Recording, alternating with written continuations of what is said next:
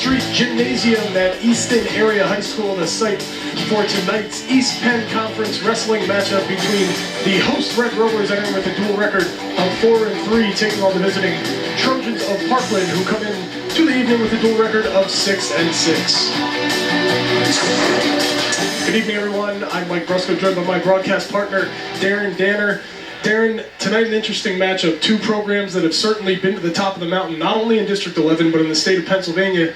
This year maybe battling a little bit of youth and inexperience, both looking for a big win here tonight. Yeah, you're right. They're both inexperienced teams, both with 4 seniors in their lineup, Easton with 3 tonight.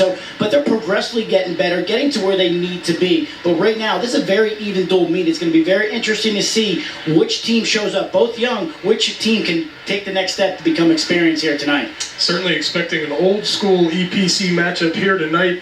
Why don't we take a look at the lineups that we're going to see this evening. You take a look at Parkland. We will begin with the 145-pound bout. Dolak, Yatsilla, Ortman, Neely, Locke, Fitzgerald, Afif, Rode, Champatello, Contes, Montanez, Watson, Kern, and Diaz on Easton. Reed, Apgar, Williams, Falcone, Reinert, Embardino, Cruz, Thompson, Kraser, Appello, Fairchild, Diello, Bryson, and Duffy. What stands out to you when you look at this matchup? Well, we're starting right at 145, so advantage immediately goes to Parkland. But your 160 is going to be one of those bouts. It's going to be a toss-up. Both coaches want the 160-pound bout. Then you go to 195. The Fitzgerald and Bardino, another one of those toss-up bouts. And that's going to be the key for this dual meet. Who is going to win those toss-up bouts, or the one that they're not expected to win? And obviously at 106, you got 2 freshmen there going to be battling it really tough. Then you go to 120. Back, another toss. You got freshman and Fairchild, more experienced wrestler and senior Montanez, but late in the dual meet, will it be the freshman or will it be the senior at 120 getting the best of them? And we're going to see towards the end, you got to like Colby Duffy or Brian Diaz. Diaz obviously the favorite with the record, and both seniors, but you got to like Easton's or Parkland ending with Brian Diaz, one of their better wrestlers. Well, as I mentioned, 2 perennial powers certainly in the area, a huge one here tonight. We will be right back after the break with this matchup between the host Red Rovers and the visiting Trojans of Parkland.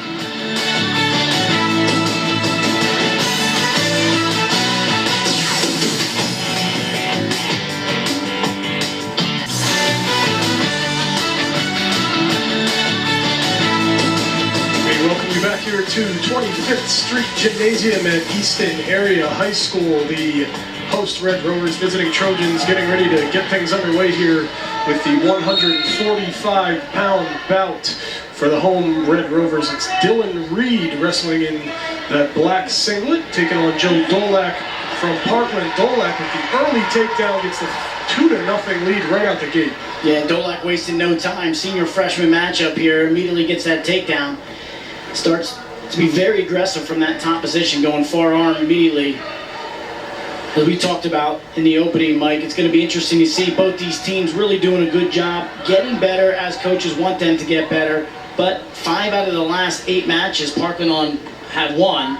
Right. Easton, tough loss to Nazareth, tough loss to Northampton, but both these teams did beat Freedom last week. So it's going to be a telling tale what team can out here tonight in this beautiful environment and gets the victory. Start moving. And you got to anticipate, talking with the coaches before the match, this is one of these ones where it's going to be the team that avoids giving up the bonus points and the one that gets the bonus points that's ultimately going to come out on top. Yeah, as we talk about all season long, or any big dual meet or dual meets that on paper look like they could be close, it's going to be who gets the more bonus points and which team will not give up those bonus points. So even though you lose an individual bout, it's very important to not give up those bonus points if you can. But looking at this one on paper, Dolak is a heavy favorite over Reed. And right now, it's Dolak with that opening takedown, just choosing to ride, not close to back points. But that still takes a 2-0 lead in this first period. And you would think this one that head coach John Trend maybe would be looking at for some of those bonus points for his senior. And Dolak, 15-5 on the season is Dolak. 9-9 last year. For Reed, just a freshman, just a 1-9 mark thus far this year. And as you mentioned, clear difference on paper right now. Reed doing his best to limit the points. Dolak looking to turn this over now. Yep, see that bar on taking it over, gonna run out of time. No back point, just the 1 count there from, you see our official right there. You'll hear our official as well, Scott Kupek tonight. Dolak with the chooses to go neutral to start the second period. Still holding on to that 2-0 lead.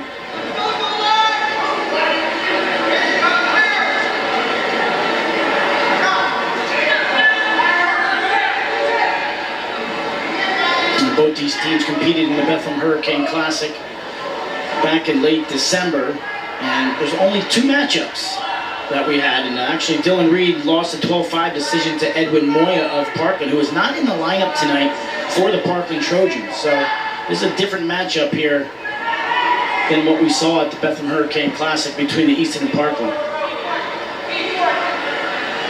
And right now, Reed's doing a good job of just staying in good position, not allowing Dolak really to do a whole lot besides that opening takedown. High crotch attempt there by Dolak, unsuccessful. I mentioned head coach John Trench for Parkland. On the other side, Jamar Billings, the 4th-year head coach of the Red Rovers. He's got to be happy with what he's seeing from his freshman Reed right now. Billings 39-22 dual record in his 3.5 years. Easy.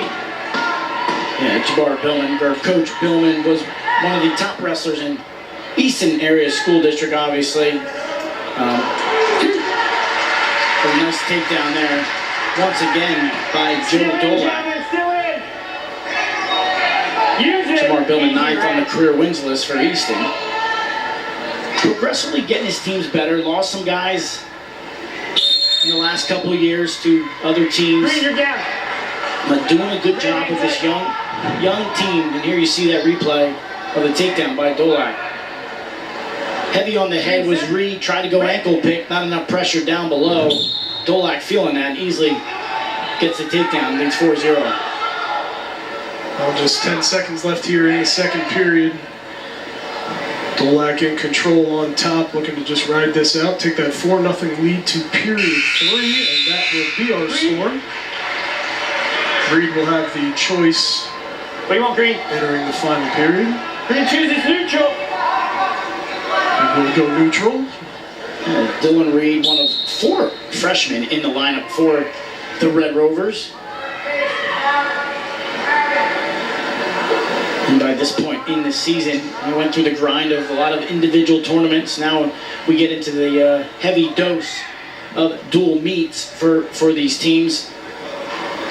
And really start to come into form, especially these young wrestlers. You know, you wrestled junior high for so many years, and if you're bigger or stronger than a wrestler, you're going to throw them around pretty easily. Once you get to this level, especially as a freshman and a 145-pounder, pretty up there in weight as a freshman, very difficult to just throw your weight around in regards to the technique and the fundamentals is going to overcome any type of strength. So at this point in the season for these freshmen, you know, Coach Billman and Coach Trench looking for them to start to take that next step into maturing. Well, you hear it all the time. I mean, every sport you talk about it, as you get further into the season, are your freshmen really freshmen anymore, or is it time for them to start taking the next step to being a sophomore? And certainly Reed looking to do that and wrestling pretty well here against the heavy favorite Dolak. Just a 4-0 deficit with 1 minute left to go in the third period. See if Dolak content with the decision or if he'll look to tally up a couple more points here. Yeah, once again, Reed just still doing a good job of staying in position. Not really the aggressor, as Dolak's been the aggressor, but staying in good position. Very fundamental wrestling right now by Reed, doing his job for the team. But I'm sure he's looking to get a takedown, as you see Dolak trying to throw the armbar, pass the armbar for a takedown, but nice defense there by Reed with the double unders. Now just 23 seconds to go.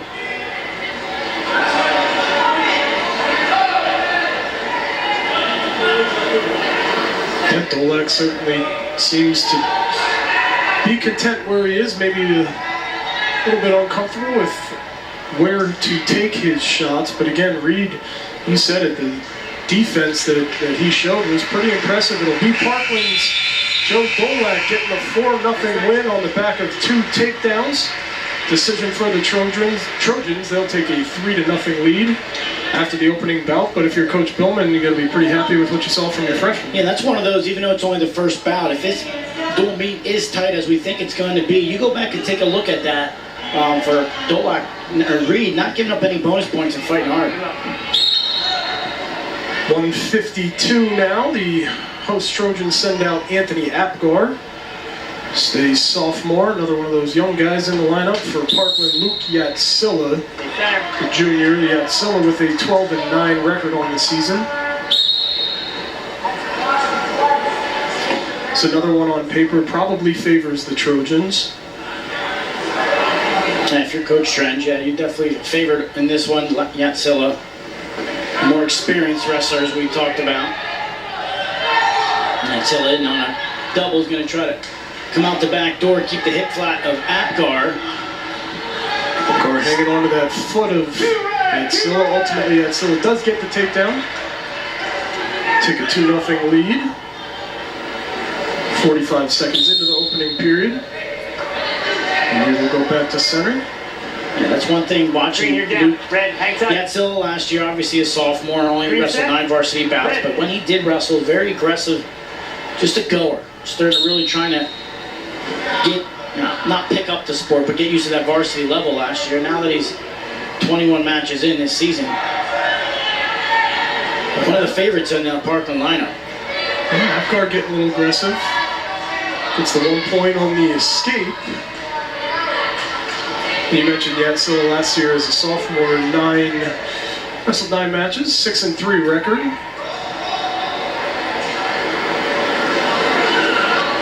Apgar would be looking for his first win on the season. That would be a huge boost to this Red Rovers effort. And that's the other thing that Coach Billman's talking about. He said the guys are working hard, they're progressing, but they're still, when they get up against, for example, a Nazareth this year or Northampton where they didn't look their best, sometimes as if his guys are kind of looking on paper who their opponent is, looking across the mat, and they know who their opponent is instead of just going out there and wrestling. And that's obviously in any sport, but in wrestling, your best defense is your offense, and that's just to score points, no matter who you wrestle. And that's right now, that's where he's trying to work. I think it's more of the mental thing for these guys to commit, to get into their shots. Don't be scared to take shots. As you see, a great throw by there by Apgar for the takedown, and now lead 3-2. Hence what I'm talking about there. There's a perfect example there. Committing. Yatsila takes a nice shot. Apgar not scared to throw that by and get the takedown. Here you see it. Yatsila taking a shot. Beautiful. Whip by Apgar to get the takedown. And late escape there. Showing the inexperience is Apgar, but nice escape there by Yatsila to tie the bout up at 3. Red, hang tight. Yeah, huge takedown there for Apgar. Would have been certainly nice to take a lead into the second period. Yatsila with the late escape. Green set. Red set. Apgar chooses bottom to start the second. Well, going back to what you were talking about, Coach Billman told us when it comes to just trusting, having a little bit of trust in what you're doing out there. Told us he had his guys wrestling with blindfolds on last night for the first time. You ever heard anything like that? I have not. He did. You see a nice 2-on-1 tilt here by Yatsila. That has Apgar in all kinds of trouble. Come back to that point in a second after this action here. Good job of Yatsila. He's got to release that hold in order to get the point. He has the points, but he won't get them awarded until he releases it. He releases the hold, 3 points awarded. 3-0 fall for Yatsila to lead by 3. But to get back to that point, no, I have not heard that before. I mean, I've heard coaches talking about, you just want your guys to commit trust. They practice so hard. They do a lot of things well in the room, but they don't translate over to the mat. And Coach Billman blindfolded his wrestlers to get a feel. What does it feel like? Just so you don't have to look who your opponent is. So, very interesting tactic by Coach Billman to see if these guys can open up. But Yatsila's got Apgar in all kinds of trouble, pressuring down, plenty of time to work. And there's the fall. Luke Yatsila gets the fall, 3 minutes, 14 seconds for Parkland. Good game, gentlemen. Big 6 point there for Yatsila after Apgar showed a nice burst at the end of the first period. Took the 3-2 lead, but ultimately in that second period, Yatsila was in control from start to finish. Yatsila hitting tilts and everything. Finally got Apgar on his back, pressure down. He got the bonus points for the Trojans. There's some of those bonus points we talked about, Coach Tringe. Now with a comfortable 9-0 lead, we go to 160 for Easton. It's Jordan Williams in black. Watch For the face. Parkland, Jacob Ortman, both juniors. Williams comes in with a 4-8 record. And you can see Ortman there at 8-8. Okay.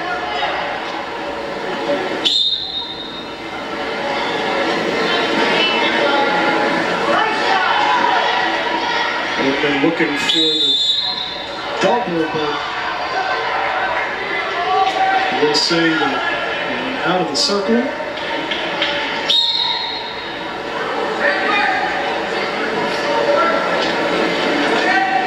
So no takedown on Yell. Nice high crotch crackdown by Ortman. Williams showing his strength, keeping his hips off the mat, but here's a nice little double leg drive by Ortman. There they go, out of bounds. No, right there. No.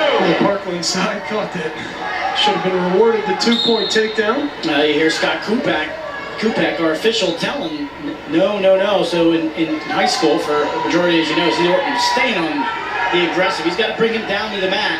There it is, 2-point takedown for Ortman. Worked hard for that one. Got to have 2 points in bounds, whether it's both wrestlers or just your own. Any 2 points inside the circle will give you a takedown, and Scott Kupak on a previous takedown attempt did not see that. That's why they stay neutral. Merkel or nose roll here by Ortman. Out of bounds they go with just 46 seconds to go. Well, Ortman's certainly been the aggressor early on here. We're going to see the takedown. And Ortman doing a good job of not taking Williams forward, out of bounds. Back trip, brings him down to the mat, gets his takedown. Parkland's 4th takedown of the evening. Now reversal there by Williams. You said the strength of Williams on full display on that reversal. Now in good position on top. You see Williams going cross-face cradle, going to try to take the head to the knee. It's the way to do it, but Ortman, good job of getting up to his base. No change. Wizard throw. But still in control is Williams. You see that strength and reversal by Williams. Good, beautiful inside leg trip by Williams. And not content with the takedown. Doesn't want to give up this escape here on Ortman. Ortman working for it. 10 seconds to go in the opening period. Williams maintaining control. Out of bounds again. 5 seconds to go. Ortman 5 seconds to get the escape. Williams will try to ride this out. Set. Green. And that's all part of the growing aspect there. Not giving up points late in a period. And Williams doing a good job of riding this period, getting reversal and riding this period out. Not giving up points at the end of the period.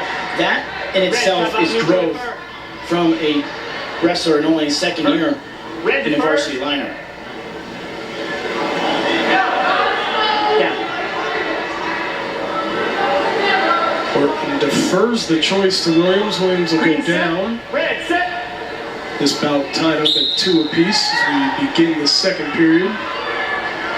Williams the easy escape. Neutral. Take the 3-2 lead. And he seems to be gaining more confidence as this bout goes on. Yeah, that's a good point, Mike. You can see that just after that first takedown. And as soon as we say that, it's the Merkel and Mills roll takedown there by Ortman. Similar move he got into in that first period. Second takedown of the bout for Ortman gives him the 4-3 lead. And the reversal right back to Williams, his second reversal of the bout. Yeah, so far Williams very comfortable being on the defense position against Ortman. Your Ortman, that's 2 reversals you gave up, maybe on the next takedown if you get one, since he has 2. Maybe you cut Williams, go back to the neutral position since you have the advantage on your feet right now. He's on the mat. Williams is in control. Yeah, give him the 1 instead of the 2. Here's a look at the second reversal. Ready, set. Just Green. Williams taking that his right arm, moving that left arm of Ortman and regaining control. Now we'll see if Williams works to, he's got a minute here to attempt to ride out. Yeah, Williams did a good job of riding out that first period after that reversal, and he's going to stick to it. went to that cross-face cradle, tried to hit a tilt, so a lot of action on top for Williams. Unsuccessful scoring. Action, action. Here, referee Scott Kupek, he wants some action. Don't delay calls out of bounds here.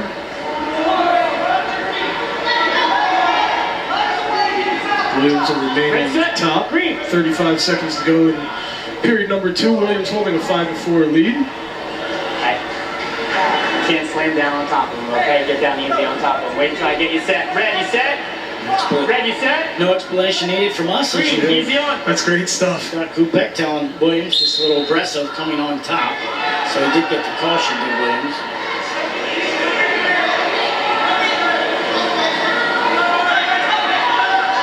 And once again, going back to that crossfeed, now looking near side cradle.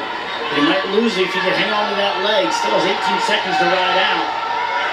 Drew Ortman is going to say, if you're Ortman, you got to get your hips out, hips free. But another nice back leg trip there by Williams to bring Ortman down. Yeah, we've seen that a couple times from Williams here. Action, guys. Looks like he's going to escape this second period with the 5-4 lead. Williams looking for a big win for this Easton side. Trailing 9-0. Overall, Williams, a 1-point advantage here, 2 minutes to go. Now, this is one of those bouts that we talked about in the opening, talking to both coaches. They both really looked at 160 pounds and say this is going to be one of the key bouts for both our teams. And then we have a caution on Let's get set easy, guys. Red again. Each got kind of living up to the billing there as we're hang tight. 1-point match in favor of Williams Green. heading into this final period. If you're Ortman, you choose to go down to start this period. Hasn't had a whole lot of success. I mean, Williams has had a lot of success right now. In time, why, if you're Ortman, do you choose a down position? Well, channel by 1, escape ties the bout up, and then you get to go to that neutral position where you've been successful. But he's been close to getting out. What he's going to have to use is, right now, head down, not in the best position. He needs to get the hips off the mat, needs to get his hips free, and find a way to escape. But right now, it's Williams putting a lot of pressure on top, rolling over the one-on-one. Now he's got a bar on that left side. Ortman's been close, but it just needs a little bit more technique, if you will, to gain that escape. But Williams is very active from this top position. There, you want to go to a whizzer wrist there if you're Ortman. That peeling at those hands is not really going to do a lot. Whizzer on that left side, as he had it, but it's very loose. It's not really, not doing anything with it. Give Williams credit. He just keeps grinding from that top position. We saw him ride out just over a minute at the end of the second period. Now looking to go the full 2 minutes of the third period. Still got 1:01 to go here. But he has shown strength in that top position. Yeah, it's an interesting choice when you go into it. Certainly, yeah, the 1-point escape seems like the obvious choice, but Ortman has struggled. Williams' strength seems to be on top riding out, and Ortman's strength has been in the neutral position when he's been able to get 2 takedowns so far. And also, it goes a little deeper than just this match, too. You gotta, if you're going to advance in districts and regionals and get out to Hershey and States, you need to work from, this is a very crucial position, and the way to work at it is right now. You got a very good rider, Williams, but there's more efficient riders out there too. So this is a good way to practice that. So it's going to come time to the point where you're going to have to go bottom and get out, and this is a good practice to it right now. Ortman's been close but unsuccessful, as we talked about this. There's a good whizzer there. If he can free his leg and come square up, he's going to get the escape. But good job of the whizzer, but he's not freeing his leg and squaring up. As we're going to have Coach Trench. Out to the middle didn't of the like mat. that call. He's going to talk. Well, we're listening here. No, they both hit. They both hit out of bounds with the hip. No loss of control. He still has him. Still has him. Coach, he's out of bounds. Take a look. He's out of bounds, Coach. Their all body was out of bounds. Hip Watch that on TV. Coach, that's your warning then, okay? That's a close call. That's a very close call. It almost looks like both points were still about. The left hip is out of bounds. It's within milliseconds. You have the left hip's out of bounds, which is a point. Then you have 2 feet that are in bounds, but did 1 foot come off? If he thinks that 1 point came off the ground in half an inch, he's out of bounds. It certainly looked like Ortman. You could certainly see the Very 2 feet close. were be on the elbow, okay? You were up here. So we have a caution on Williams. That's second caution on Williams. One more for Williams will be point to Ortman. Ortman still has a caution to blow, which means if he gets a caution, no point. If he can kind of... So brings the leg up. You want to go with your wrist here and step it down. Williams just really strong here. Short time, gonna do it. Big time win there for Jordan Williams. 5-4 decision. Gets the Red Rovers on the board now, trailing 9-3. Williams showed a lot of strength and stamina to be able to ride out that entire third period. Get himself a win and get his team on the board.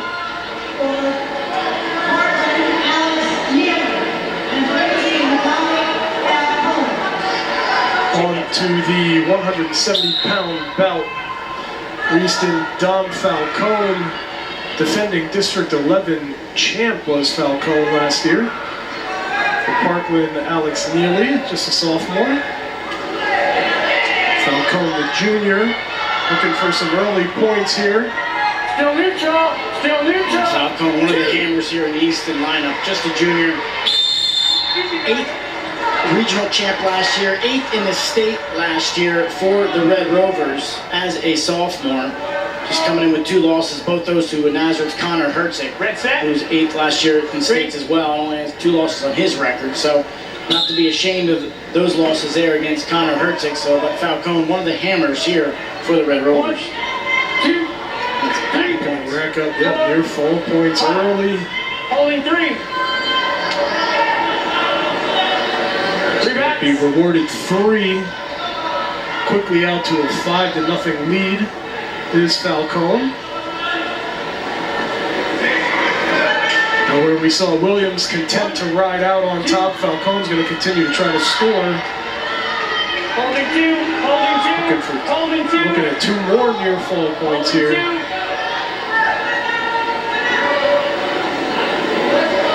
Keep it on the back. Still no back points awarded yet. He did not release that left arm. He's going to go right out one-on-one the opposite side. Bar on the near. Kind of rushing it a little bit. So there's the 2 back points awarded. Hold is released. Looks like we're going to have a slam.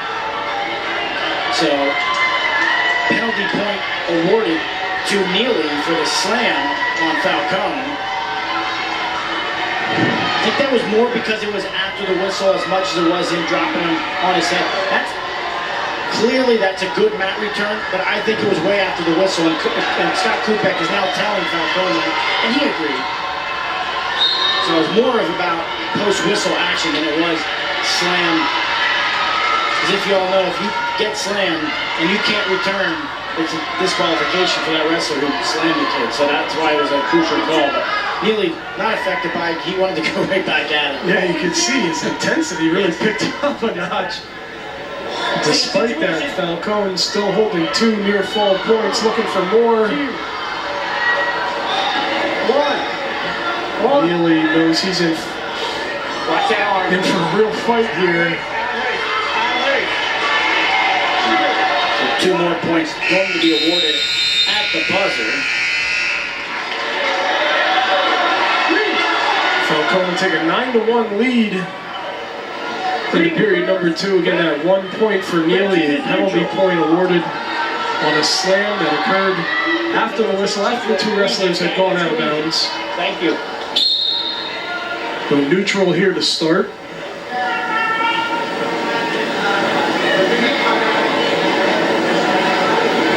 Falcone feeling out Neely, looking for an opportunity here.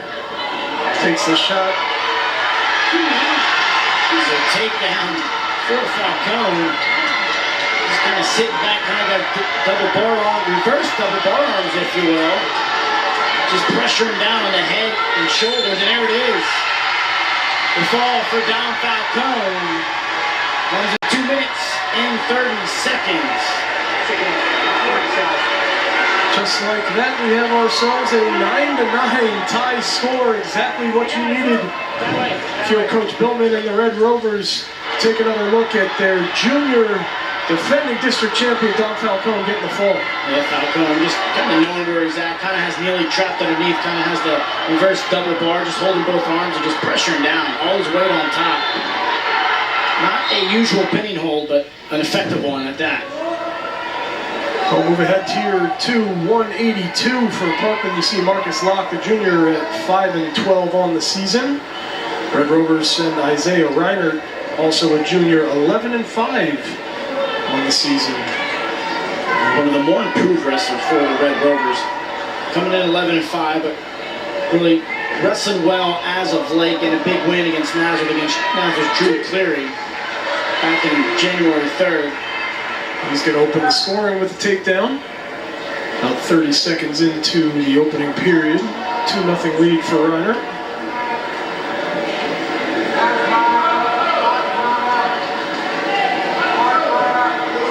And so is Parkland coming out of the gates with a nice victory at 145 by Joel Dolak. Then Yatzilla, as we can escape by Marcus Locke, gets the fall, and then Rovers answer back. Nice hard-fought 5-4 victory by Jordan Williams, and then Don Falcone, as you just saw, tied the dual meet up at 9.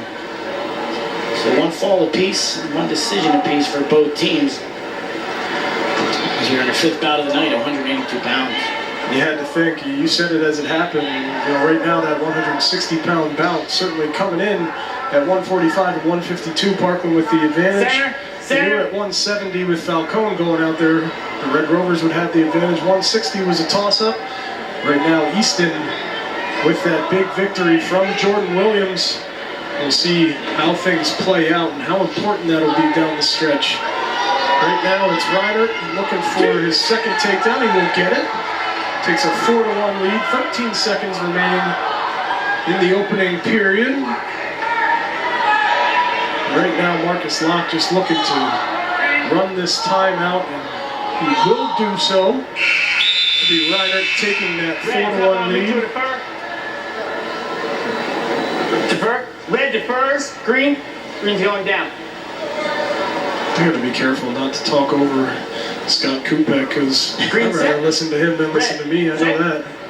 Yeah, it's very, I mean, they've been doing it in college for a long time, and I think it's a great aspect, especially for TV coverage and any coverage, because, you know, even here in the gymnasium, you can hear them, but it's very difficult when it gets loud. But to hear what they're saying, how they talk to the wrestlers, how they communicate with the wrestlers, as Isaiah Ryder gets a reversal, it's really interesting to see as a wrestling fan to hear what they're saying.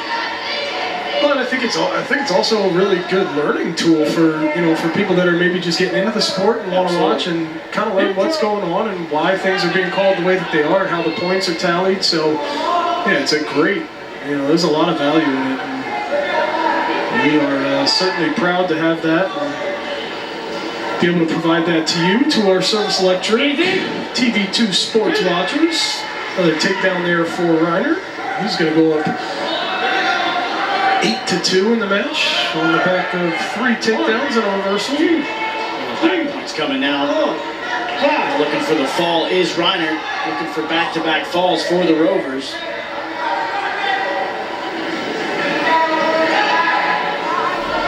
Got Turk and Claw. He's that right shoulder of Locke. Going to be tough to bring down unless you maybe go Jacobs with a back hook there. We're going to have 3 near fall points coming. Illegal move. Illegal hold. 1 red. Can't pull that back side, okay? Can't pull that bow and arrow. Yeah. You're down. You heard it right there. It was trying the bow and arrow, an illegal move you cannot use anymore due to the danger of it. So Red set. got Kupek all over that, so penalty point awarded. That'll push it to 11-3 in favor of Reiner.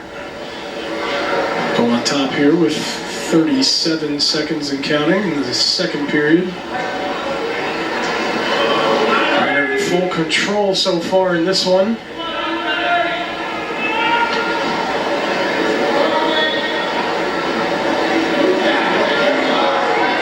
Going crossface. Go, guys. Is Reiner now just pulls him back. More back points coming for the Easton Junior. 4, 5. Holding 3. 6 seconds. If Reiner. His clock's going. We'll run out on that. close to getting the fall. We'll get the 3 near fall points. Push his advantage to 14-3. Red chooses neutral. Take a look here right before the end of the period. And he pulls him back, does a good job getting his back points. And he readjusts. You're going to see him come out on top, bring his hips on top. But ran out of time to get the fall.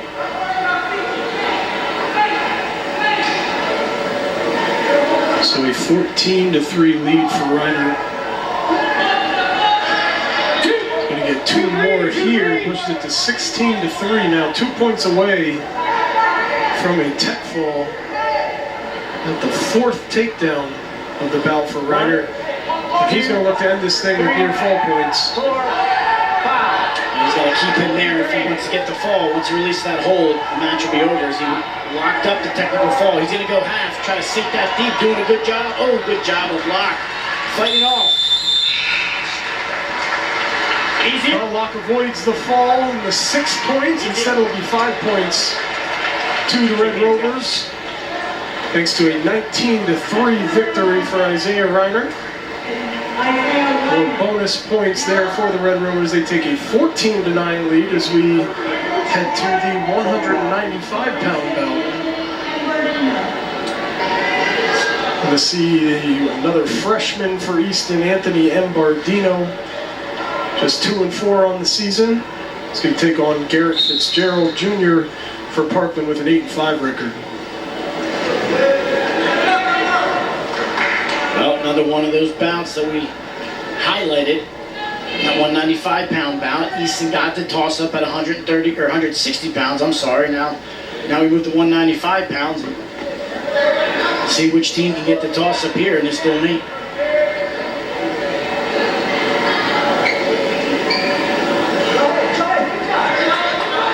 Fitzgerald for Parkland, mentioned 8-5 this year, 7-13 in 20 bouts last year.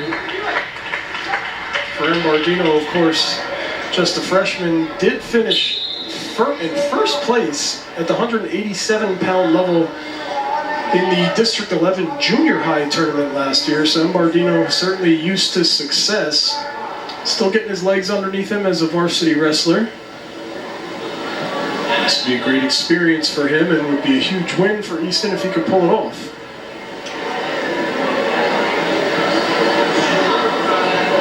Halfway through the first period. Embardino. I talked about, we talked to Coach Billen when we saw them early in December when they wrestled Liberty, saying how his freshmen coming along, but they're really raw or green, if you will. But they said they work so hard, and he said it's just really fun to coach kids who are willing to learn and work hard at it. So, and we talked about earlier in this broadcast, the freshmen, when they're freshmen, you look for those mistakes and this and that, cleaning them up, but it's time to make that turn. Embardino only 6 bouts on the year, but beat up at 195 as a freshman, very tall task for any young wrestler in the upper weights. Well, certainly holding his own so far. A whole lot of action. Embardino shoots. Fitzgerald looked for a second that he might be able to turn into a takedown now. Embardino going to get the big 2-point takedown as time expires at the end of the first period. A huge boost for the freshman. Green to first, red. Red's going Here you down. see a beautiful job of changing direction, coming out the back door and then hitting that double leg dump, if you will, right at the buzzer to get the takedown.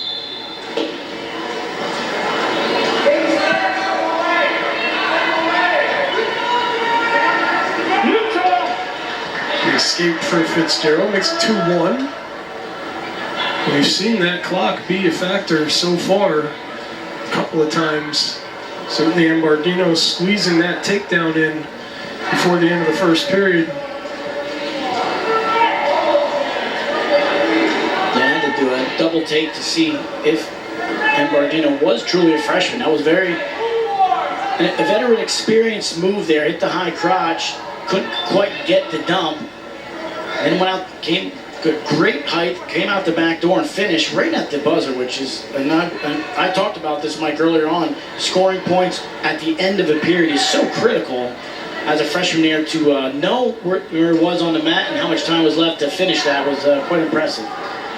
Yeah, a lot of times you see it go the other way for a freshman, not being aware of the time on the clock and having that sense of urgency. Absolutely. But Embardino, as you said, showing poise and a little bit of a veteran move.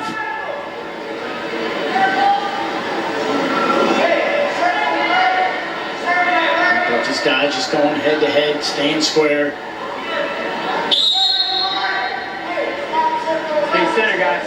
Get some level change, or even at the upper weights. It's about angles. If you can get angles, work the head, that's not an angle as I'm talking, that's a straight-in shot. Very tough to do. You allow your opponent, nice butt drag there by Fitzgerald. Heavy pressure on the head, spin around. 2-point takedown for the junior. Well defended on that shot from Embardino, and Fitzgerald able to turn into 2 points of his own. Embardino will get the escape. We are locked up at 3 apiece. Each wrestler with a takedown and an escape. And that will be our score. 3-3 tie going into the third period. Embardino with the choice. He'll go down. Green, you set? Up, putting you up, son. Green, you're up. Putting you up. Escape allowed to Embardino, so we're gonna. Here we go, ready? So point to Easton. Embardino leads 4-3 to start this third period. Fitzgerald showing the confidence that he has, knowing he's going to need a takedown now to win this bout. That last takedown gave himself a little bit of confidence. He's going to choose to go on their feet Stay center, guys. in this final period. How much of an advantage is it when you're tied up and you've got the choice going into the third and final period? I mean, I can imagine most times you're going to see, especially in an evenly matched bout, you're going to take down and work for that escape. Yeah, that's why you see a lot of these wrestlers defer after that. After if they had choice in the second period, most of them are going to defer majority of the time, because then you kind of can decide where you're at, you can see where the bout's at heading into the third period, and decide what you want to do. But I mean, and it's when it's a 0-0 first period, a lot of the guys are going to choose down more than likely, because whoever scores the first point gets first choice in the overtime rideout, in the ultimate rideout, if they ever get to that, which is, after 8 minutes of wrestling. But that's always the fundamental thing to do if it's 0-0. But as you're talking about, a lot of guys will defer after that first period to get a choice in the third period.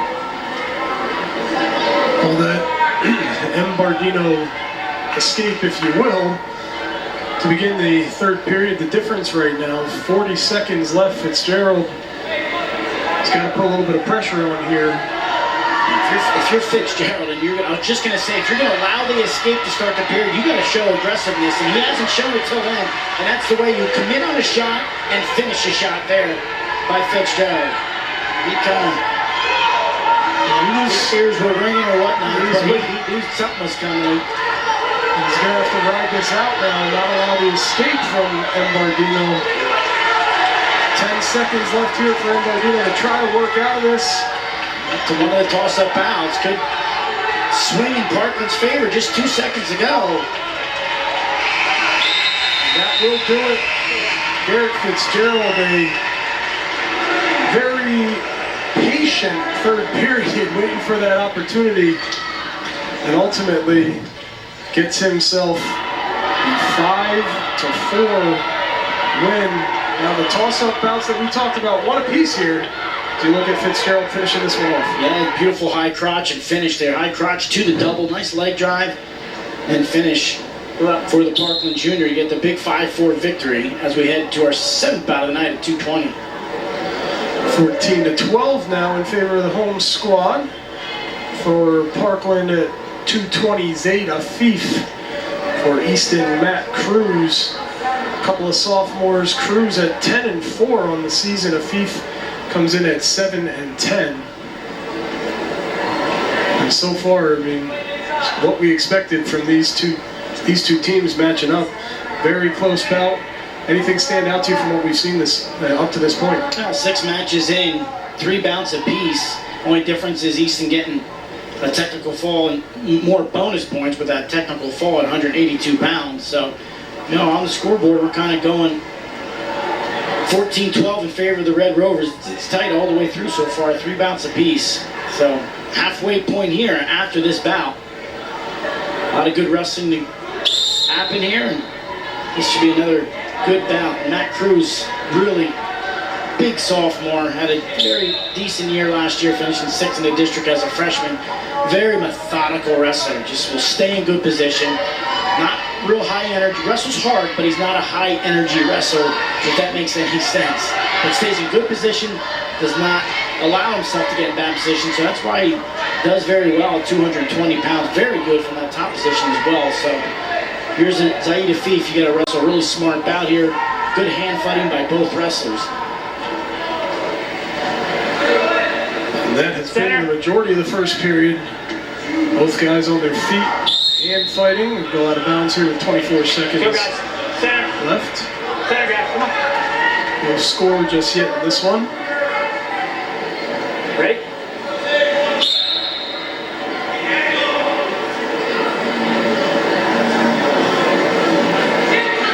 You see Cruz, like I said, stays in good position, constantly moving forward, hand fighting, trying to get inside control. And you're constantly pushing forward, constantly in the face of his opponent. Just 2.5 seconds to go here in the first. Go back to center, but Watch those clips, please. I can imagine we'll be heading to period number 2 with no score. There's your buzzer. Afif will have the Red choice. defers, green. Green's As you going down. mentioned, Green gets set. we talked about a 0-0 after the first period. Sometimes want to go on bottom, but Afif chooses to defer. Will be Cruz with the opportunity to get the first points with an escape. Afif will cut him loose. Well, in that case, I think they know how good Cruz is on top. So they're going to see where Cruz goes. He chooses down, gets the 1-0 lead. They're going to work from their feet. So see where the score is heading in the third period and make your decision from there. If it's close, maybe you stay neutral. You'll go neutral regardless, even if it is 1-0. But if Cruz gets a lead here by a takedown and back points, then you're going to have to... This doesn't matter if you go top, bottom, or neutral in that third period. You're going to have to just wrestle a little harder and better, I guess, if you're Afif. But right now, just trails by 1 against very tough sophomore Matt Cruz. We haven't seen a whole lot from either guy in terms of shots and looking for takedowns. Nothing really to speak of thus far. And Cruz with that escape to open this second period. The only point on the board right now. Both guys very methodical approach. Now Afif getting a little bit of confidence here. Kind of battling back. He's staying in good position as well. And now trying to push forward himself.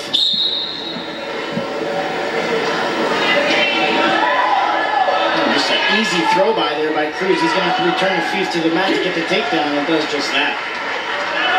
Well, that's that patient, methodical approach, under control, as you mentioned, from Matt Cruz. Gets the first takedown of this bout. Give himself a 3-0 lead. Just over 30 seconds to go in the second period. Let's go, guys.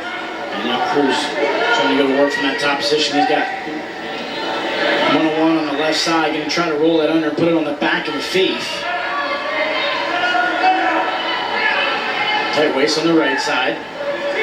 Now he's got that left arm trapped underneath. It's got it on the far side. He's going to have to try to use that.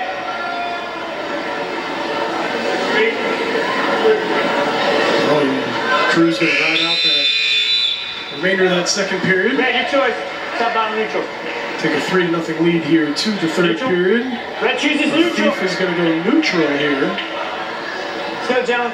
What do you make of that decision? Stay right here. That's what I was talking about. I mean, that's why I think he deferred to see kind of where the bout was. You know, he knows Cruz is really good from that top position. Did not feel comfortable that he could get out there, so he's going to have to go on his feet and grab the takedown himself.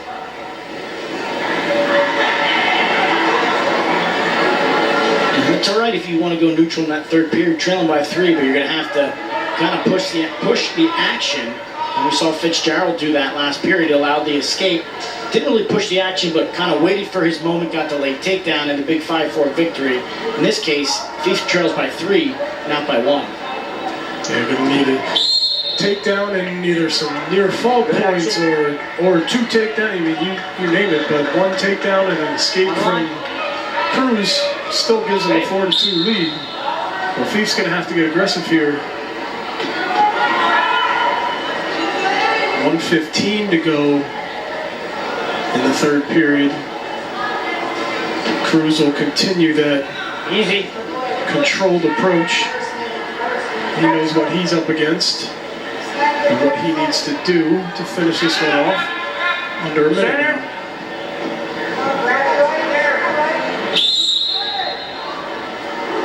You see a Fife working, and obviously Cruz working, but a Fife not really committing to anything. It's very similar as Coach Billin was talking about his wrestlers in the big matches. Stay center.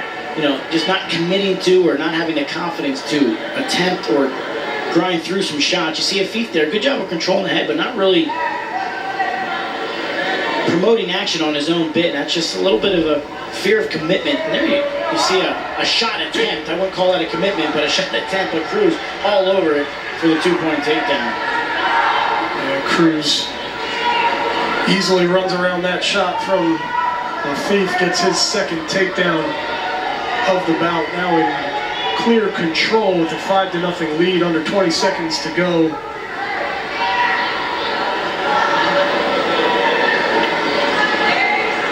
Looks like Cruz still working a little bit. 5 seconds left here. Looks like we're going to be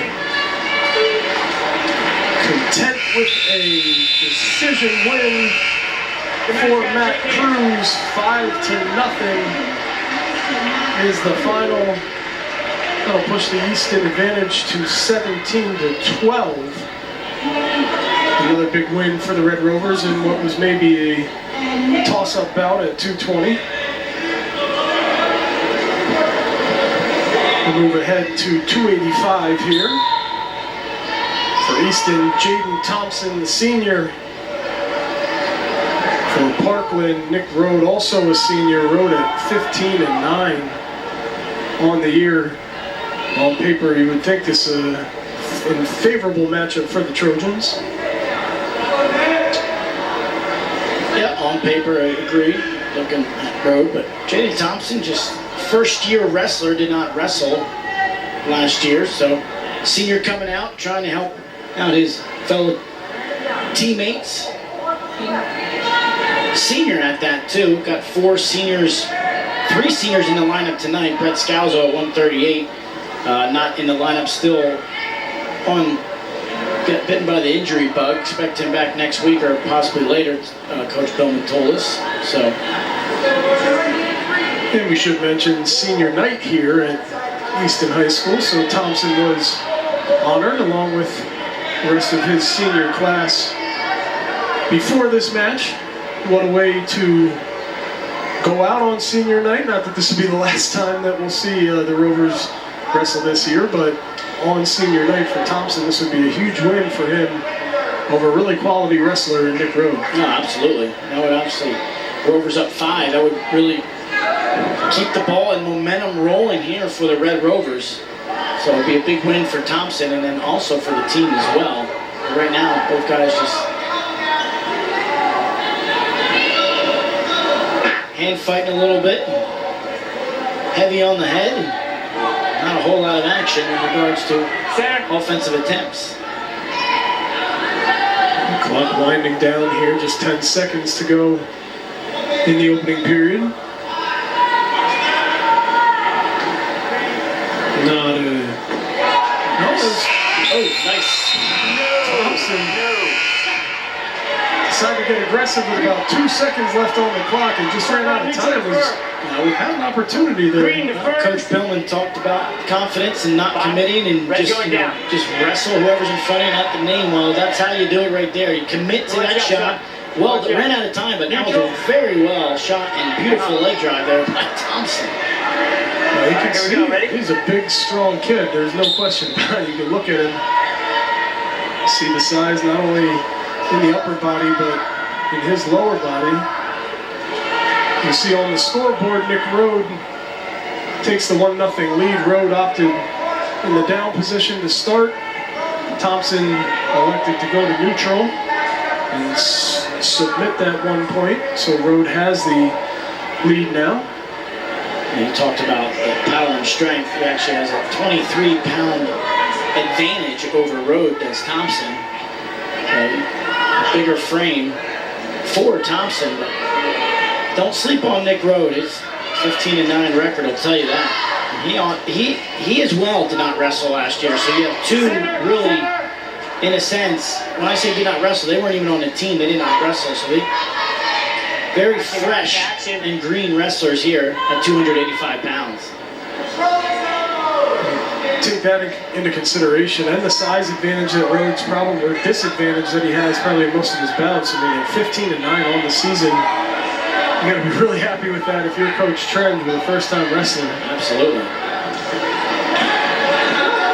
Oh, nice reshot, go behind attempt there by Rode. Out of bounds, ran out of real estate there.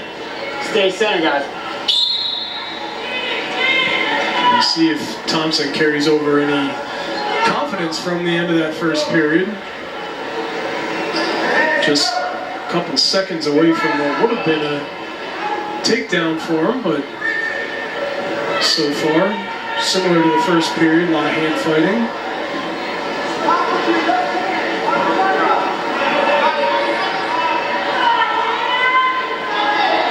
Down to 15 seconds now in the second period. Again, Rode holds that 1-0 advantage. Shots, guys, shots. Let's take shots. Thompson elected to submit that at the beginning of the second period. Thompson really trying to score once again late in the period. Thompson likes the end of those periods. Unsuccessful again. If you could get Coach Billman to get him to do that, which I know that's what he would like to see, be aggressive the whole time instead of just at the end of the period, that would be fantastic. Looks like Thompson went neutral to start this third and final period. Trailing 1-0. Did elect to start neutral. I think him and Coach Billman are seeing something, but as you mentioned, you can't wait until the last 5 seconds of the period. He's going to have to take a couple shots early on and see if he can get himself a takedown. Going heavy on the head is Thompson. He's working that head the whole second period. Try to get Rode down to his knees and stay heavy on the head. But Rode, regardless of giving up that 23 pounds, going strength for strength here with Thompson.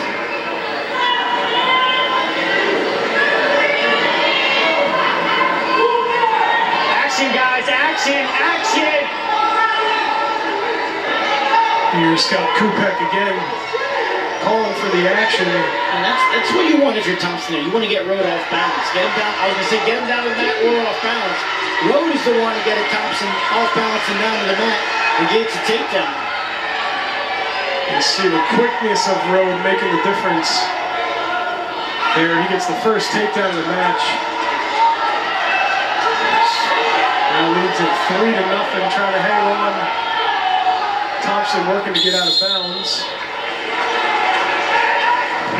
32.5 seconds. Let look at this takedown from Rode. And good job, good heavy, just a nice hard heavy snap. Got Thompson in bad position and just spun around for that takedown. Gave Thompson a little taste of his own medicine. Heavy on that head as Thompson's been the whole time. Rode turns it around on him, whips that head down. Able to get the 2. So Thompson attempt to work from the bottom here. Gonna have to get himself out in a hurry if he wants any shot at winning this bout. Yeah, Rode very comfortable from this top position. He's going to shoot that half in on that near side. He's going to come out to the side if you're Rode. Oh, we're going to have full Nelson here.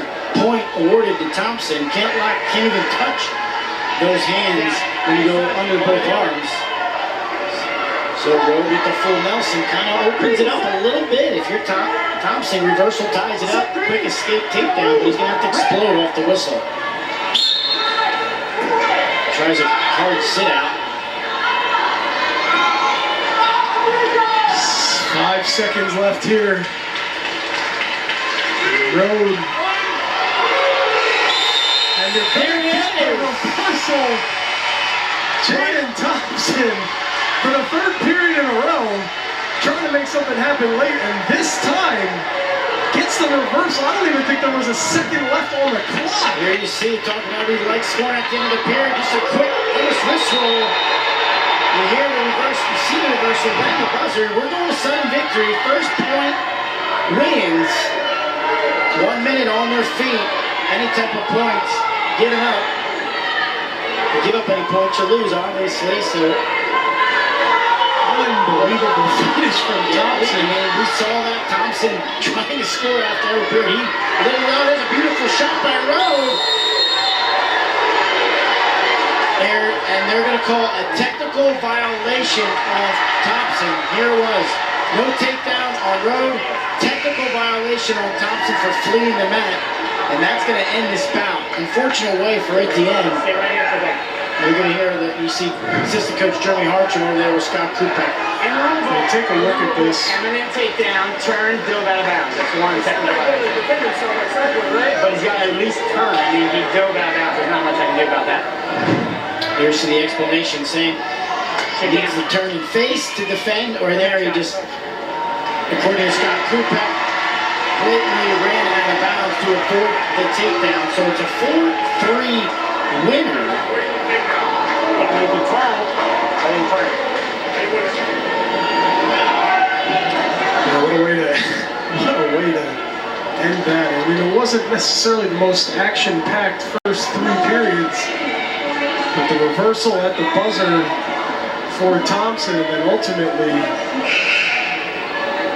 and 1 point awarded. Good composure by Rhodey not to know, and he kind of mentally made a mistake there, giving up that reversal literally at the buzzer, but to come back, be the aggressor, and ended up earning that penalty point, if you will. Yeah, certainly if not rewarded that penalty point, very, very likely would have gotten that takedown. So now we have a 17-15 lead here for Easton. Scott Kupek, get himself a little water here. A lot of talking and explaining. This thing's starting to get a little bit heated. On the 106-pound bout. The host Rovers, Nolan Kraser. And for Parkland, Aaron Champatello. Pair of freshmen out there. Champatello gets the first takedown. Off to a quick 2-0 lead. Champatello 4-2 on the season. Kraser 4-8.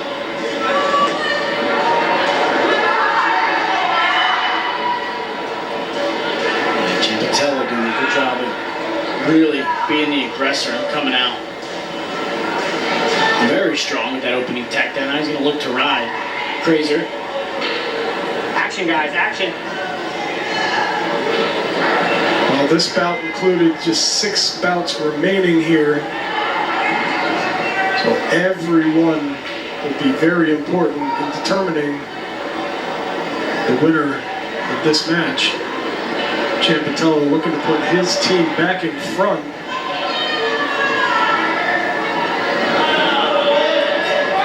Use it. Top man, get it.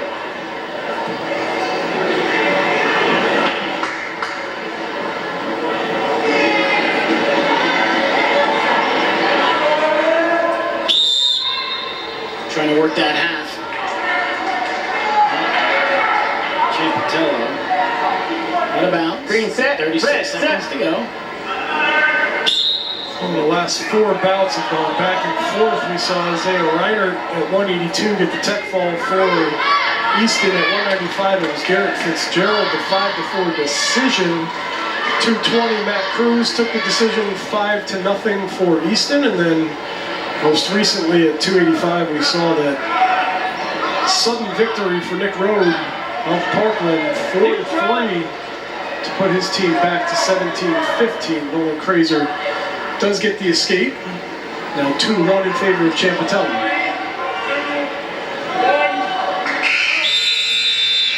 Red, top out, neutral to first. Good action there in the first period by the 2 freshmen. first. Good takedown and Green important going down. escape there by Kraser to cut the deficit in half as he's going to choose the defensive position to start the second period.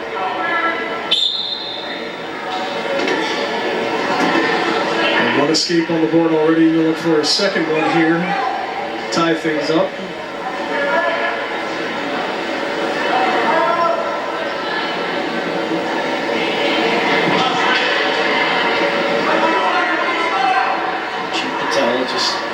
Now we're going to go claw, tight waist on the left. Start claw working, gentlemen. with that Start right working. arm.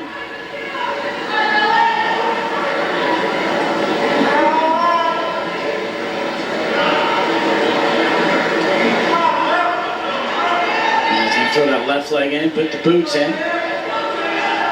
Strong ride here so far for Ciampatello. Not able to turn Crazer, but doing an effective job of riding. Now he's getting a little high. Crazer pulling that arm down.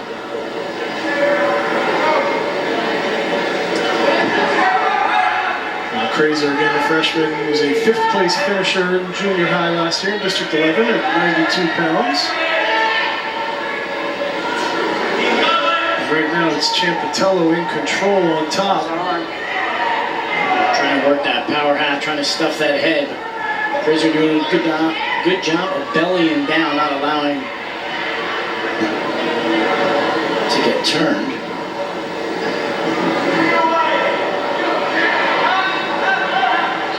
Just about a minute and a half so far. Ciampatello riding that clock out.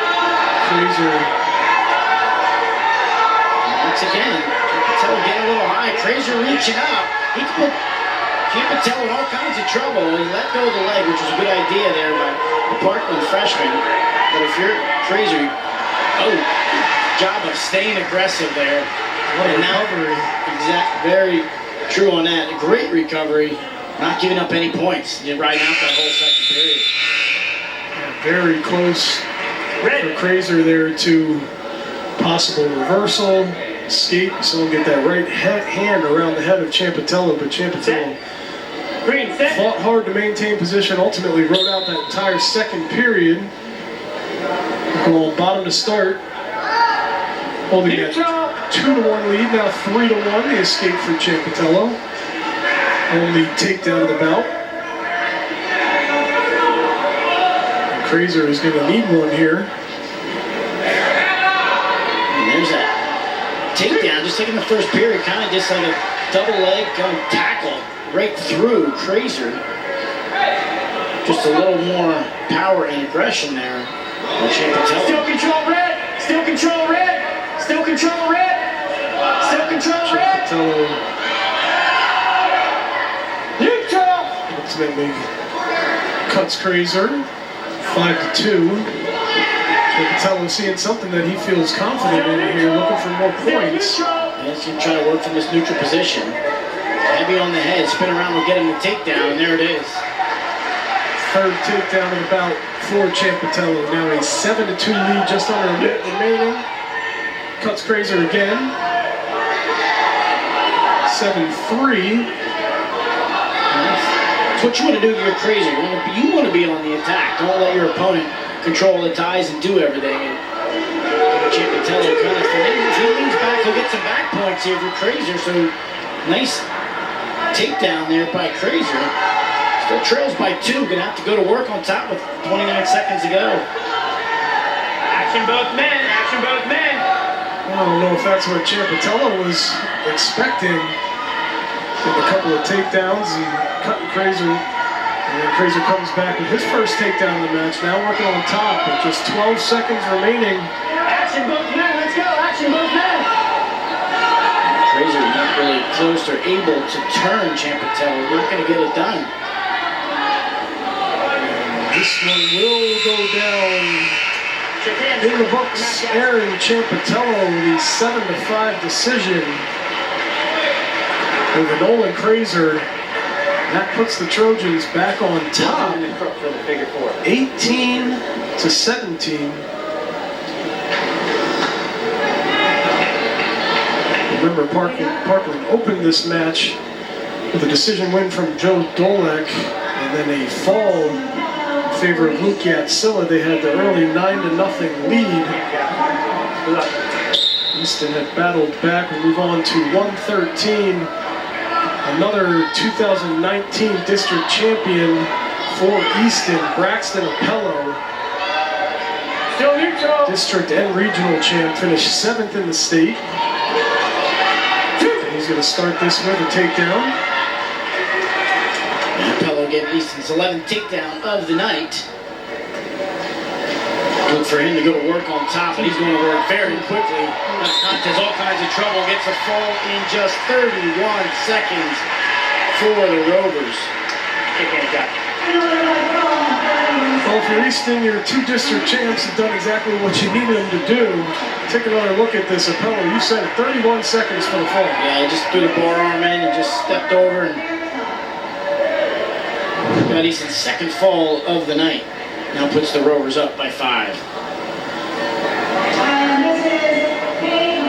23-18, the advantage for Easton. 4 bouts remaining. We go to 120 here. Oliver Fairchild, freshman for Easton, taking on Gabe Montanez, a senior for Parkland. Fairchild 5-8 this year. Montanez at 9-9. Fairchild, the 3rd place finisher in the junior high District 11 tournament last year, 107 pounds. Montanez 12-11. Improve. Wrestling for the Trojans last year. Yeah, one of those 4 important toss-ups for the dual meet stalemate called. And this is the 3rd one of the night. So far, 160 pounds went in favor of the Red Rovers, Jordan Williams over Jacob Portman. And 195 pounds was the other toss-up that coaches talked about, Fitzgerald over Anthony Imbardino. Here's the 3rd one here, and it's full leads tight. 5 bouts apiece. Easton leads by 5. 2 falls and a technical fall by the Rovers. Just the 1 fall for Parkland of their 5 wins. 1 fall and 4 decisions. At the difference that we talked about in the open. These bonus points we knew were going to be a big factor. And then the toss-up matches, so far they've split 1 apiece. So this is a big one, both sides. I see a potentially dangerous call there on the knee of Montanez, but nice aggressive work there by Fairchild.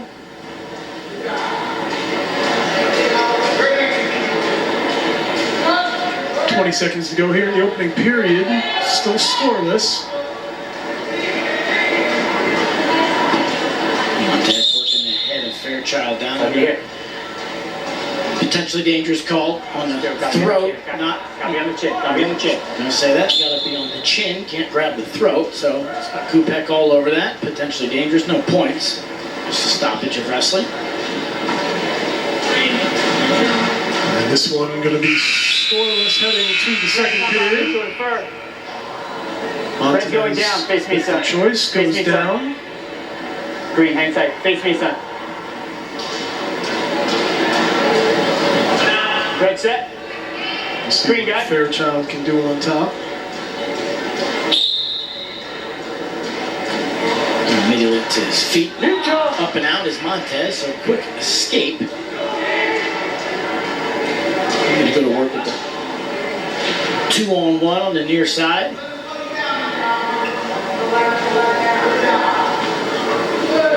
Both guys feeling out the other wrestler, looking for an opening.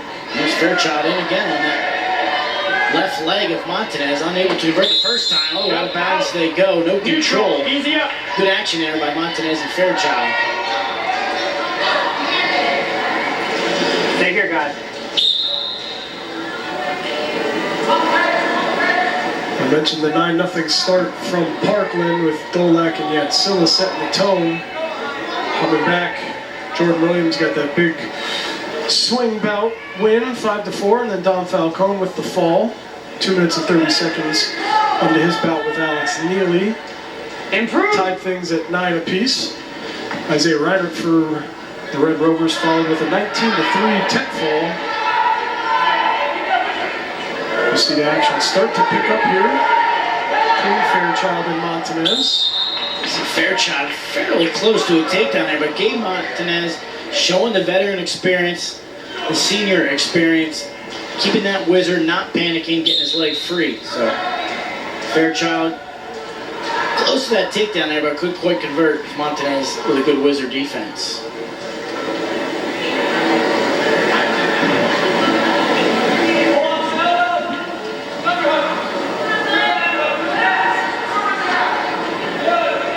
We talked about the Hurricane Classic earlier. Just make a quick note here. Center.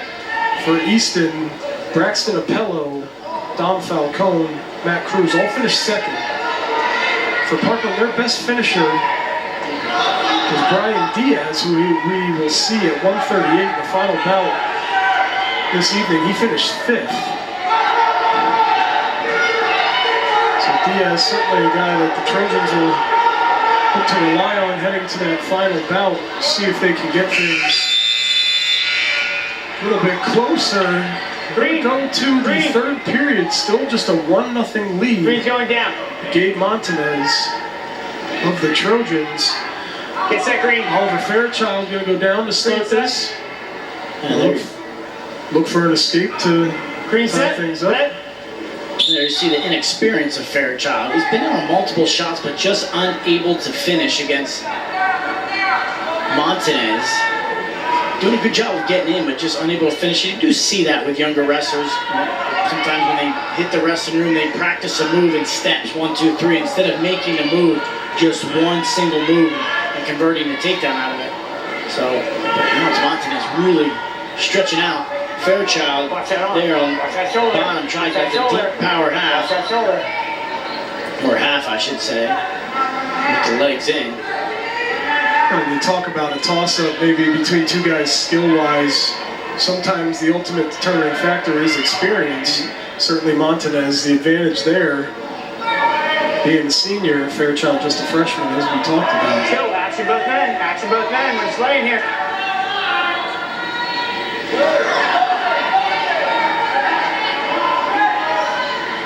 Sticking with that power half as Montanez got both legs in. It's easier if you can get your opponent flat, hips on the mat first, and then work that power half. But Fairchild did a good job of keeping his hips up, but Montanez really, Watch that shoulder. a lot of pressure there on top by Montanez. Really strong ride by the senior.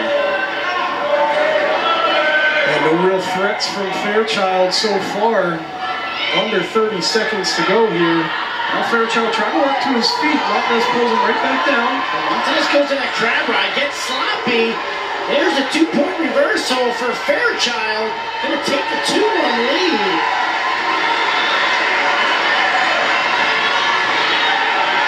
What a change of events. Turn events. Looks like that's how this one's going to end. Fairchild, the freshman with the huge reversal.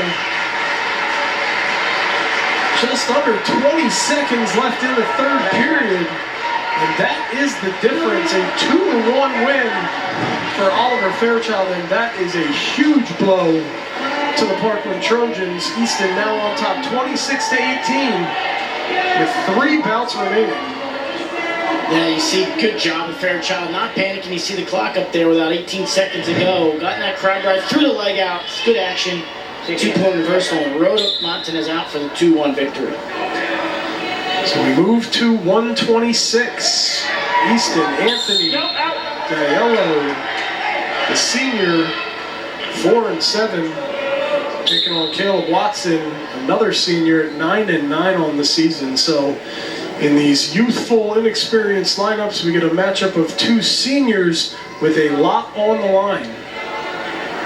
Yeah, if you're Parkland, just 3 matches to go. You do end with Brian Diaz, who you talked about, one of their guys they want to end with, and then Lucas Kern at 132. So big bout here for the Rovers. They get a win here. Up 11, not mathematically over, but with Parkland, you know, favored at 138, and I think that 132 is another toss-up, probably against, you know, Bryson and Kern. Probably a toss-up there. Bryson can be very dangerous for the Red Rovers when he's on. And Kern, very tough senior, but right now it's Watson Diallo battle. And both teams need it, with just 3 bouts to go. Yeah, certainly if you're Parkland, you go down 11. And that's going to be a 2-0 lead for Diallo. He gets the opening first takedown. Strong finish there by Diallo. Now he's going to go half, one-on-one opposite side, but Watson sits in, fights that immediately.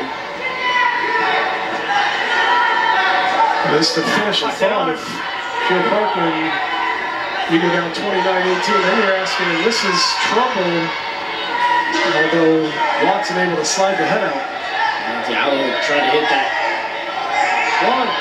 cross in his cradle, but instead he's going to go with just a back shoulder tilt. 5 count in effect, so 3 back points coming Diallo's way. I'm going to try to stack Watson. He's going to get the 3 near fall points. Give yourself a 5-0 lead. And one thing you certainly cannot afford if you're the Trojans is to give up bonus points here. Anything other than a decision, 10 fall or fall, and you're mathematically eliminated from winning this bout. In a major decision, you're asking your last 2 wrestlers to win by fall. Yeah, they're going to have to get some bonus points, so if Diallo can get the victory here. But Red set, green. If you're a senior, and I don't know if you would want it any other way. Diallo's certainly in control from the start of this one. And if you're Lucas Kern coming up at 132, you're looking across the way at Kyron Bryson, knowing that you need, action, gentlemen, action. At the very least, a tech fall if your team's down 29-18. That is a tall task, but you said it. 2 seniors to wrap things up for the Trojans, so at this point they need Watson to, that's a big reversal for Watson, not just for his confidence, but for the scoreboard as well. Yeah, it gets him right back into this match after giving up that takedown and 3 near fall in that first period.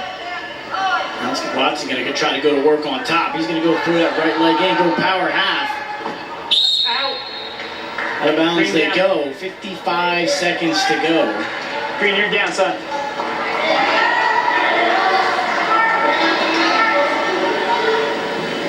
We'll see if Watson can carry a little bit of confidence and momentum into the last 55 seconds here.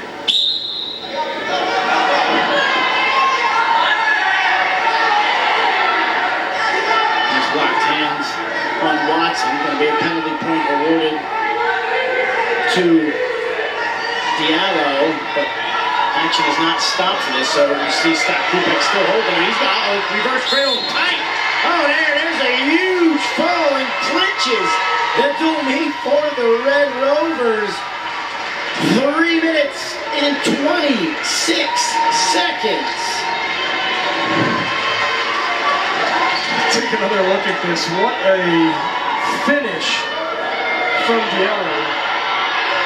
You can see him turn over Caleb Watson, and just when it looked like Watson was gaining some momentum, had an opportunity to get back into things, it's Diallo with the fall and secures the win for the Red Rovers, 32-18 now with 2 bouts remaining.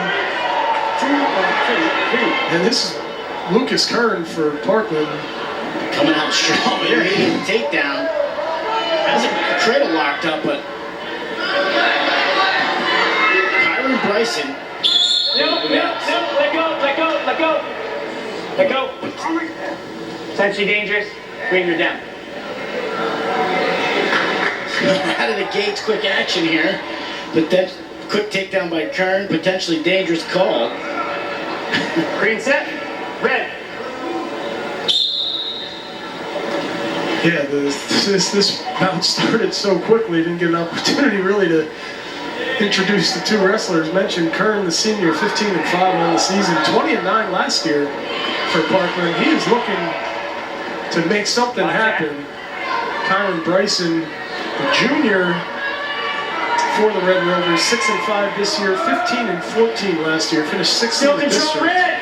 Still control. Trent likes those crossface cradles, and Bryson actually helping him out by trying to reach back for the head. Bryson just really showing his strength. That's what you don't know what you're going to get from Bryson. Very athletic, powerful wrestler. Now he's going to try a headlock. Kern's still in control. Kern doing a good job getting that left arm off his neck. And we're going to try to go to work.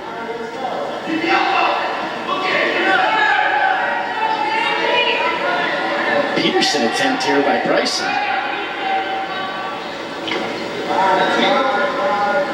30 seconds now here. Kern able to kind of reestablish some clear control. And at this point, we know who the winner of this match is going to be, but these guys wrestling now for not just pride, but as you mentioned earlier, progression and experience as this season moves on, especially into the postseason. Kern going to ride this out. Easy up, guys, easy up. Hang on to that 2-0 Red, lead. top, bottom, neutral, defer. Easy up, guys. Red defers, screen. Screen's going down. Kern opting to defer. Bryson will go down to open the second period. So Kern ride out a good chunk of that first period after the initial takedown. Green set. Red, on.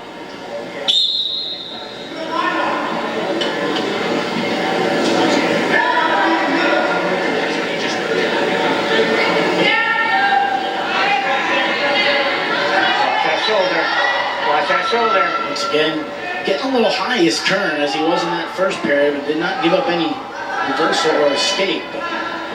Obviously, Kern very comfortable from this top position. Slapped on a cradle a couple times, unable to turn Bryson.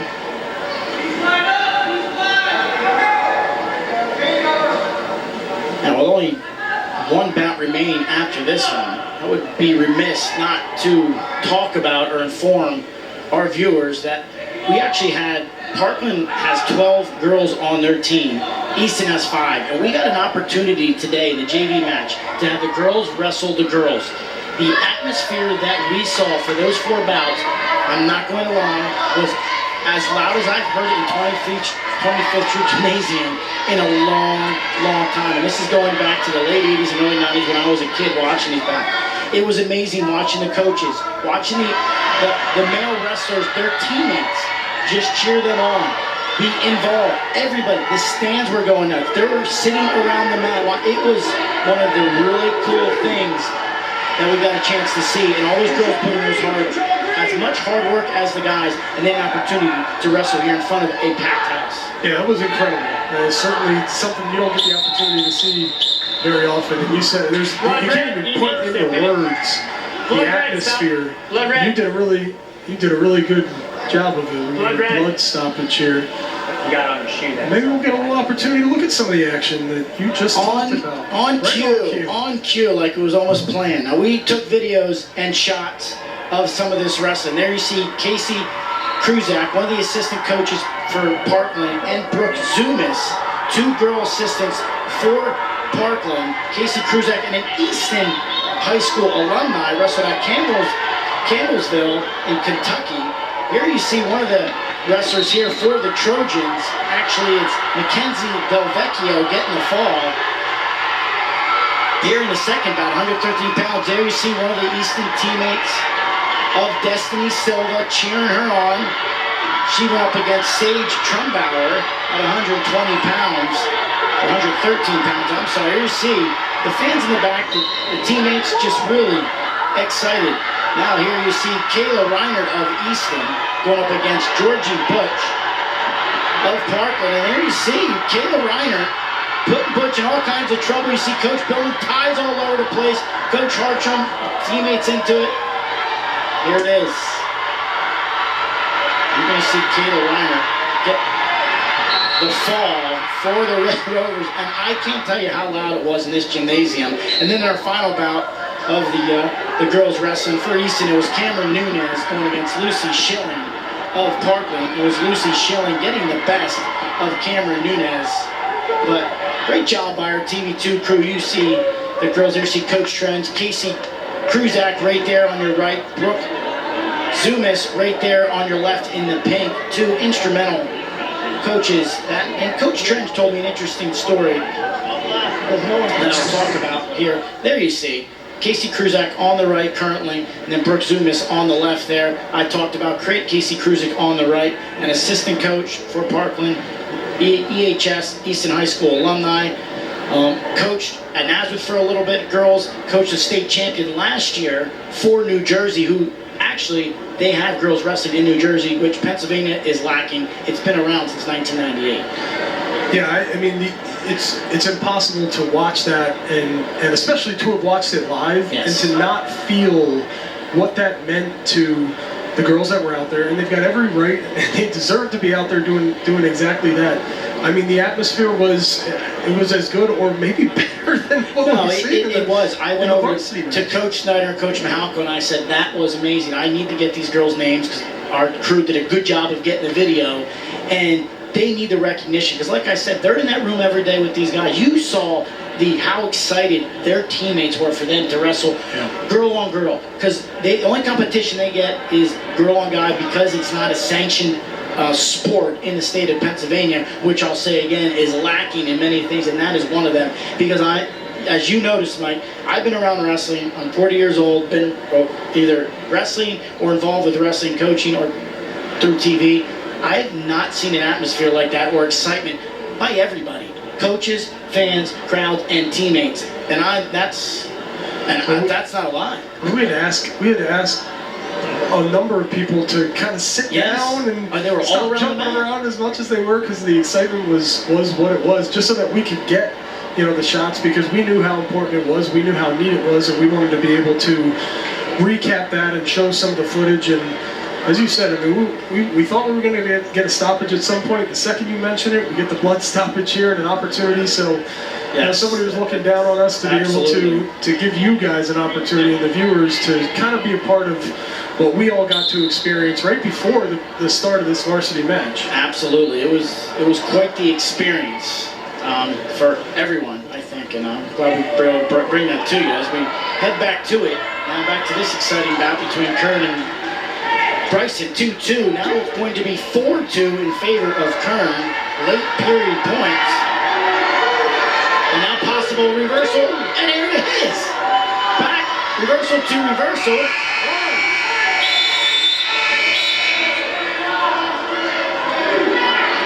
Coach Trange over to the table once again. Coach I had two. Take two. And then he had his hip up, then he goes back. I'm saying it's two then, my bad. Here you see Coach Trange saying, Brad, your choice. Coach Trange, you see the cradle there, still has the lock. Kern in control, has the cradle locked. Both guys have the cradle. You're looking at it there. Both guys he still has the cradle lock, Kern, and that's what Coach Trange was saying. And you heard Kupek saying, my bad, I almost admitting that he kind of missed that one in his eyes. Right, and so, I think I heard well, I'm having a bad day today. That was Kupek. Injury time. You can hear the groans, the pain. Kyra Bryson, as the gym goes silent. Only hope. I didn't quite see what happened, but a lot of screaming and a lot of pain by Bryson, so hopefully he's okay. Well, we certainly hope that Kyra Bryson is okay. We'll take a quick look at some of the standings here in District 11 3A Wrestling. Northampton and Bethlehem Catholic, the two undefeateds. Nazareth right there at 9-1. Pottsville, Freedom, Emmaus, these are the and Darren, you can maybe touch on this a little bit more. These are the power rankings based on wins, losses, competition. You can see the rating over there. There is an equation that goes into it. Yeah, these are the power ratings that District 11 uses to seed the teams at district duels. So the top, you see Parkland there at 12, and it's just a rating-based system for wins and losses versus how your opponents are doing and how you're doing against those opponents. And you see Northampton 10-0, actually wrestled Nazareth tonight. Nazareth lone loss coming to McDonough, Maryland, down to the Virginia duels, and actually Nazareth, I can report, did beat Northampton 40-17 this evening that you got to see live here on TV2 Sports. Bethlehem Catholic, number 2 team, so those will probably go around. So Nazareth and Becca, the 2 top teams in District 11, as we have a need, it looked like, for Bryson, and unfortunately, looks like he's in a lot of pain after what happened. So it's going to be a injury default on Bryson and 6 points for the Parkland Trojans. And then we're looking at that right knee, excuse me, that right knee of Bryson. Unfortunate to see it come to an end that way. That was a really competitive, hard-fought bout between Bryson and Kern. Parkland will get the 6 points, get it to 32-24. We'll see Brian Diaz at 138 for the Trojans, 17-7 record as a senior this year, 22-13 last year. Colby Duffy for the Red Rovers, another senior, just 1-3 on the season.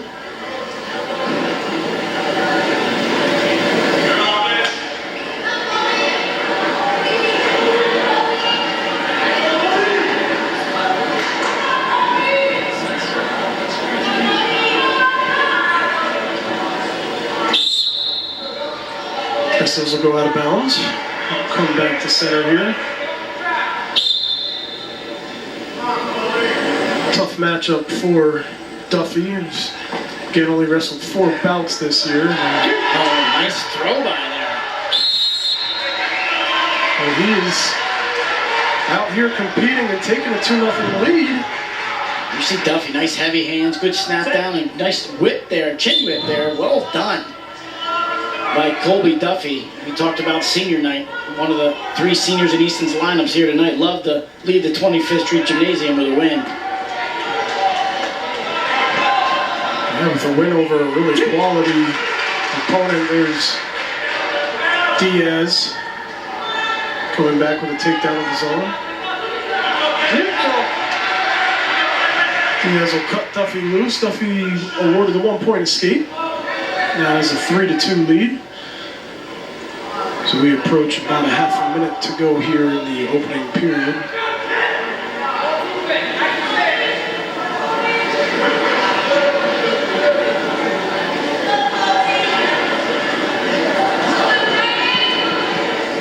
Again, Diaz, 5th place finisher at the Hurricane Classic, also finished 6th place at the Penn Manor tournament earlier this year on December 14th.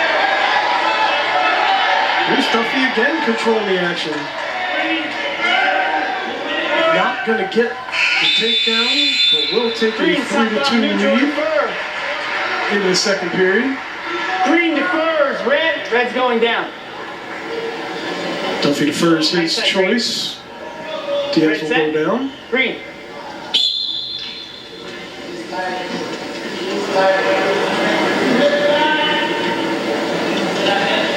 And Duffy will choose to ride Diaz here.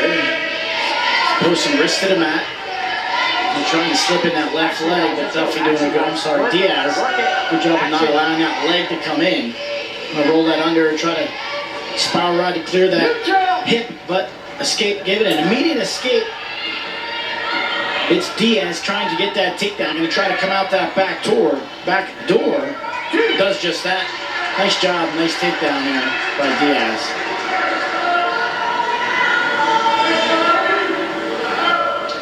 Still in.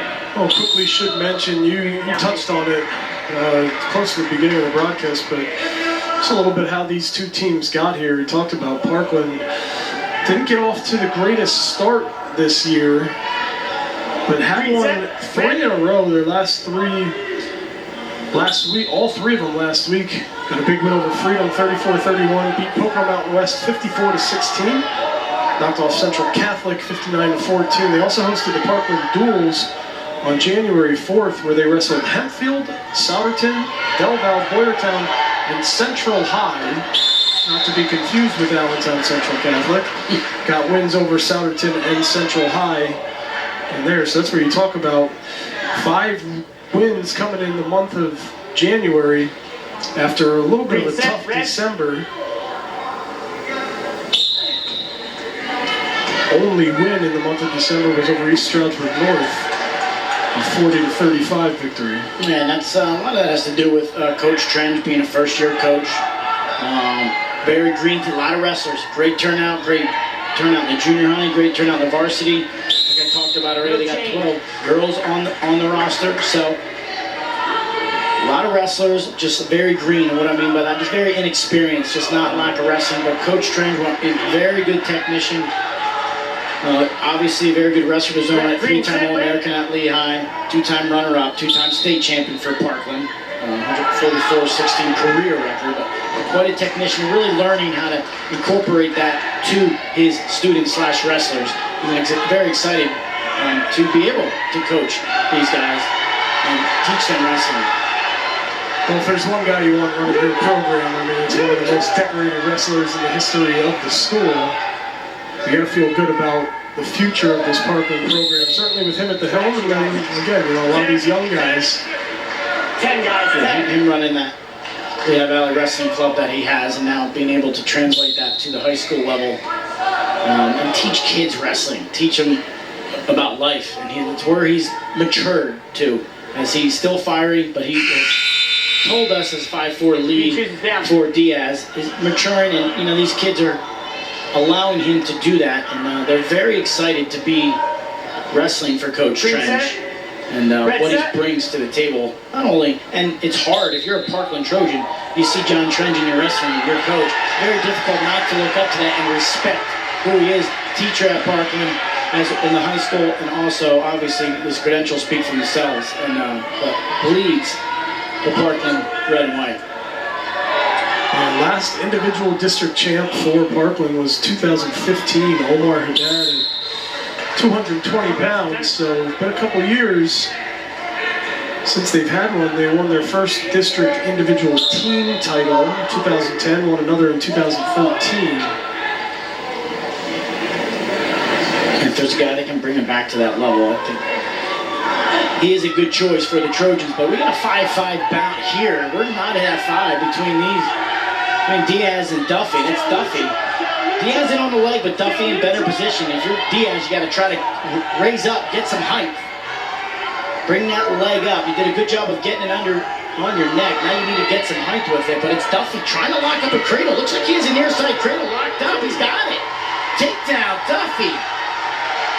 Well, just 4 bouts this year, but did wrestle 24 bouts last year as a junior, so he does not lack experience. And he is not afraid. Oh, he's going to turn. He's in trouble. Big trouble for Diaz. Able to squeeze that head out, but 3 back points awarded to Duffy. And he now takes a 10-5 lead with just over 30 seconds to go here in the final period.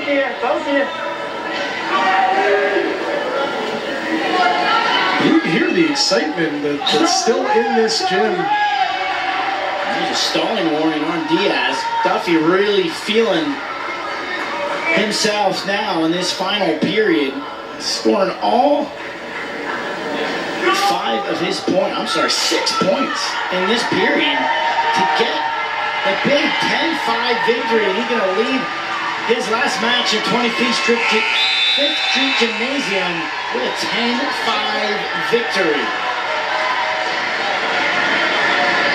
What a win for the senior on senior night. Gets the 3-point decision and finishes off the evening. What was a tremendous matchup between these two teams, as we expected. Duffy, the final winner there for Easton. They will win this thing by a final of 35-24. We'll take a quick break here. We'll come back, wrap things up with a couple quick highlights, and call it a night. We'll see you in a minute.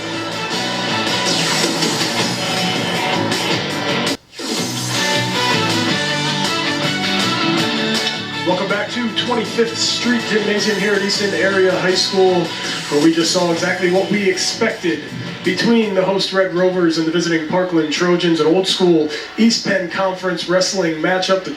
The Red Rovers coming out on top 35-24. Any final thoughts here before we take a look at some of our highlights? Yeah, it was pretty much even all the way through. Easton winning 8 bouts to Parkland 6, but with extra bonus points. What's the difference besides winning the 2 more bouts? But overall, both teams wrestled hard, and we got a very tight dual meet. As we expected. Now 35-24 the final. Let's take a quick look at the results from the individual matchups that we had tonight. And take a look there. Dolac starting things off for Parkland. Yatsila following up with a fall. They had the early 9-0 lead, then 3 straight wins for Easton to regain control. Then we split a couple. Parkland, Easton, Parkland. You can see that Champatello at 106 got the decision for Parkland, and then it was 3 in a row for the Rovers when they needed it. You can see a final there, Lucas Kern with the injury defeat. We give our best wishes to Kyron Bryson in his recovery. And then finally the senior Colby Duffy with a huge win over Brian Diaz to wrap things up. I'm going to highlight a couple of quick matchups here. We'll begin at the 152-pound bout. It was Luke Yatsila for Parkland taking on Anthony Apgar of the Red Rovers. Yeah, Yatsila really coming out aggressive for Parkland. Hit a couple tilts early on, got a takedown, escape. Apgar got a takedown, but here you see a late near fall, leading 6-3 at this point in the second period is Yatsila. Then Yatsila got to work on top, pressure down, had Apgar in all kinds of trouble. You're going to see the fall coming here for Yatsila. 3 minutes and 14 seconds. That put Parkland up 9-0 after 2. And a quick start for the Trojans thanks to Yatsila. We move on to 160, one of these swing bouts for Parkland, Jacob Ortman, and for the Red Rovers, Jordan Williams. Yeah, one of those toss-ups bout, quick early takedown by Ortman, then reversal by Williams. Here you see a takedown by Williams, doing a good job. 2-2 after 1. Then it was Ortman with that Jacobs, if you will, in control. There's a late reversal at the end of the second period by Williams. That got it done 5-4. He rode out Ortman. That made it 9-3 in favor of Parkland heading to 195 pounds. 195, it was Garrett Fitzgerald for the Trojans, Anthony Embardino for the Red Rovers. And takedown for Fitzgerald. Here you see it just at the end with about 20 seconds to go. Fitzgerald with the takedown, 5-4 lead. That was your final. 14-12. Parkland got within 2 after 6 bouts. We move on to 120. At this point, a 23-18 lead for the Red Rovers. They had Oliver Fairchild, just a freshman out there, taking on Gabe Montanez of Parkland. Gabe Montanez up 1-0. Late reversal by Fairchild with 17 seconds to go. Rides out a huge 2-1 victory. That made it 26-18 in favor of the Rovers. They got a fall at the next weight and got it done. That closed the match out. Actually, we're at 126 pounds, who, coincidentally, is Anthony Diallo, is our most valuable wrestler, Kleckner & Sons' most valuable wrestler of the night. Well, Darren, I'll leave it up to you, but you said it. Anthony Diallo, a senior coming through on senior night, entered this 26-18 lead for the Red Rovers. Couple bouts to go, and this is what Diallo had to do. And Diallo, as Mike talked about, the senior takedown, 3 near fall points in this first period, led 5-0 after 1, then puts on the reverse cradle and gets, you'll see it here, it is tight, one of the tighter moves, and locks the door lead up. Fall came in 3 minutes and 26 seconds. Anthony Diallo closes the match out, our Kleckner & Sons' most valuable wrestler. That made it 32-18 at that point with just 2 matches to go. Well, once again, Easton, a 35-24 winner. It's not going to get easy for them. In just about less than 24 hours, they're going to take on Bethlehem Catholic at Bethlehem Catholic. That'll be a Thursday night matchup for Parkland. They will head to the New Oxford Invitational on January 18th. So just to wrap things up one more time, Easton Red Rovers, a 35-24 winner over Parkland. They improved to 5-3 overall in their dual record. Parkland will fall to 6 and 7. That'll do it for us here from 25th Street Gymnasium. For everybody here at Service Electric 2 Sports, our director Jake Leiby, my broadcast partner.